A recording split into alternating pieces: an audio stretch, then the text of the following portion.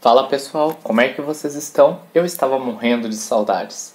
Hoje vamos continuar as nossas aulas com a aula de número 5 da playlist de Bioquímica 1.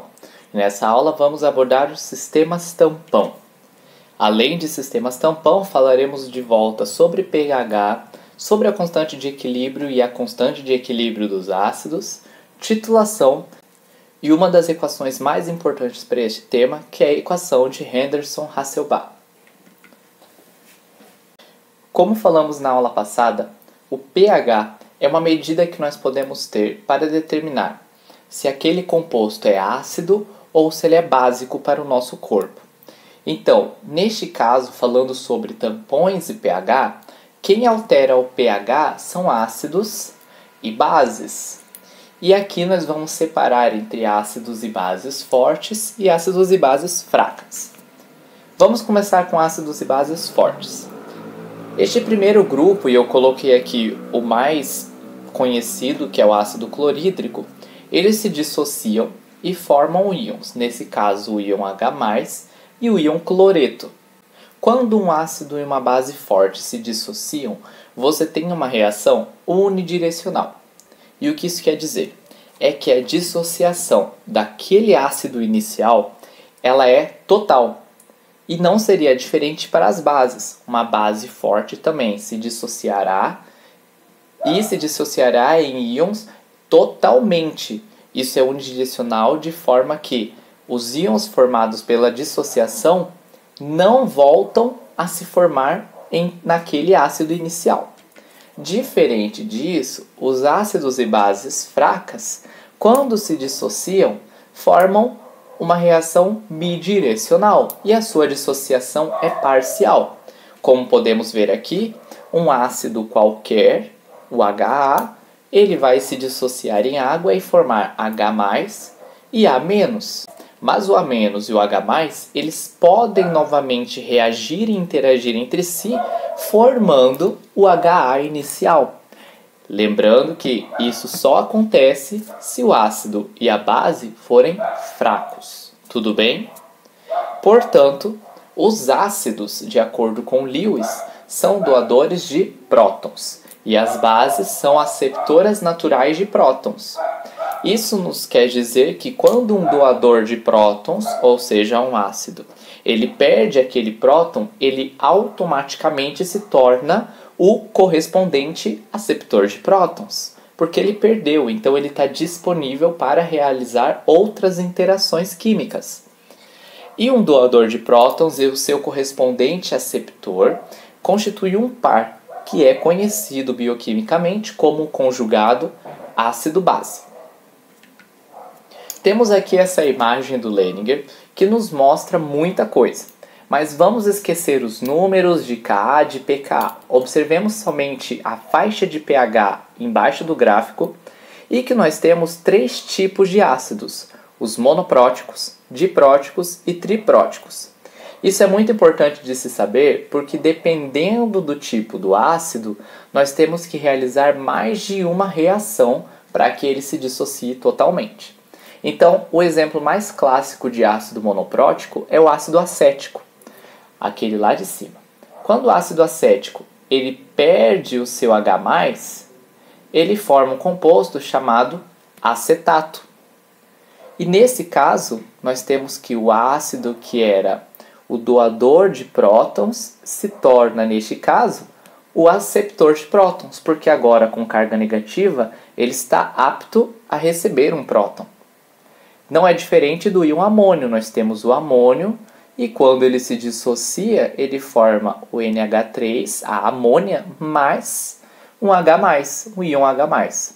Vocês podem perceber que todos aqui são bidirecionais, ou seja, são ácidos fracos. E o mesmo seria se essa tabela fosse de bases. Todos seriam bases fracas porque tem a bidirecionalidade. Tudo bem? Se nós observarmos também os ácidos dipróticos, como por exemplo o ácido carbônico, ele tem 2 prótons, 2 H+.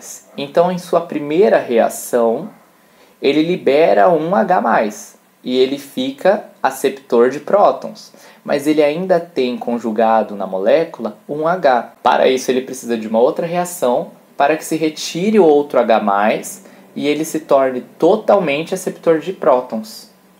Tudo bem? E nos ácidos tripróticos é a mesma coisa. Nós temos o ácido fosfórico, que tem 3 hidrogênios, então ele precisa de uma reação para tirar o primeiro, a segunda reação para a retirada do segundo e a terceira reação de dissociação para que ele se torne um aceptor de prótons por completo. Beleza? E para medirmos isso, nós temos uma equação do equilíbrio. Assim como nós vimos na água, que possuía a equação de equilíbrio da água, aqui não é diferente. Nós temos como representar isso numericamente, a partir da constante de equilíbrio. Então, neste caso, a tendência de qualquer ácido perder um próton e formar a sua base conjugada é definida pela constante de equilíbrio para uma reação reversível. E se estamos falando de reação reversível, estamos falando de ácidos e bases fracas. Neste caso, em analogia ao KEQ da água, nós temos a mesma equação, a mesma configuração. Então, o próton que foi liberado, a base conjugada dividido pelo ácido como um todo. Isso tudo é igual ao Ka, que pode ser chamado de constante de ionização ou constante de dissociação ácida, mas é a mesma coisa que a constante de equilíbrio. Então, da mesma forma que tínhamos o pH em relação à água, aqui nós teremos o pKa, que será a representação logarítmica do Ka. Então, para vocês observarem, o pKa é idêntico e análogo ao pH. Então, é a mesma conta. Como ele é análogo ao pH, quanto mais forte a tendência de dissociar um próton, mais forte será o ácido e mais baixo será o seu pKa. Repetindo, quanto mais forte o ácido dissociar este próton, mais forte será o ácido. Então, o ácido será forte e mais baixo será o seu pKa. Ou seja, representando matematicamente, nós percebemos que faz sentido, porque o log faz com que seja inversamente proporcional ao Ka. Então, quanto menor o pKa, mais forte é o ácido. Quanto maior o pKa, mais fraco é o ácido. Nós vamos ver isso nessa tabela. É inversamente proporcional, então, quanto mais fraco o ácido, maior será o pKa. E quanto mais forte o ácido, menor é o pKa. Mas isso é inversamente proporcional para os ácidos somente. Para as bases, ele é diretamente proporcional. Então, bases conjugadas fracas são de pKa menor. E as bases conjugadas fortes têm um pKa maior. Beleza? Falaremos então sobre solução tampão. O tampão é uma solução que ela vai manter a faixa de pH mesmo quando ela tende a variar. Então aqui nós temos a titulação de qualquer ácido ou qualquer base.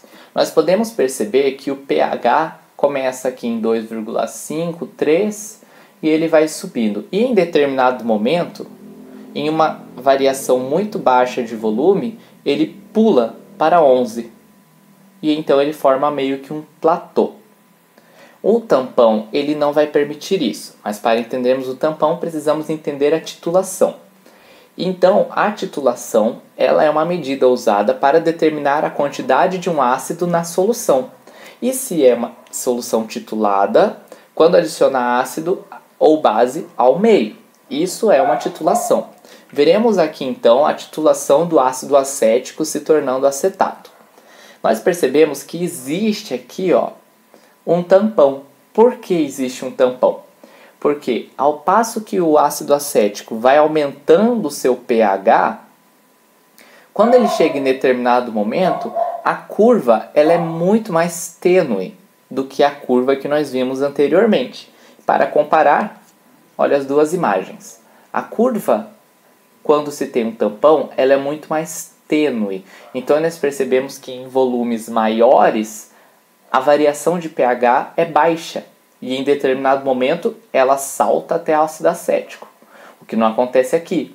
A curva não é tênue, mas ela é muito brusca, então há uma subida e forma o platô.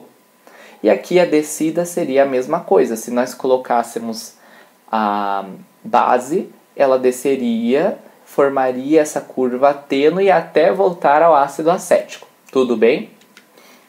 Para representar isso matematicamente, nós temos a equação de Henderson-Hasselbalch. Então, para as curvas de titulação de todos os ácidos fracos, a equação de Henderson-Hasselbalch permite deduzir algumas relações quantitativas importantes.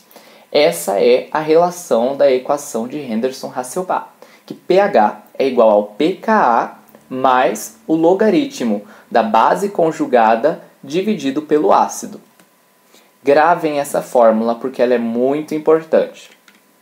Então, o valor de pH ele é igual ao valor de pKa mais o log da base conjugada dividido pelo ácido. E a dica mais importante é, se você sabe as concentrações na base conjugada do ácido e o pKa, você consegue responder uma questão perguntando qual é o pH.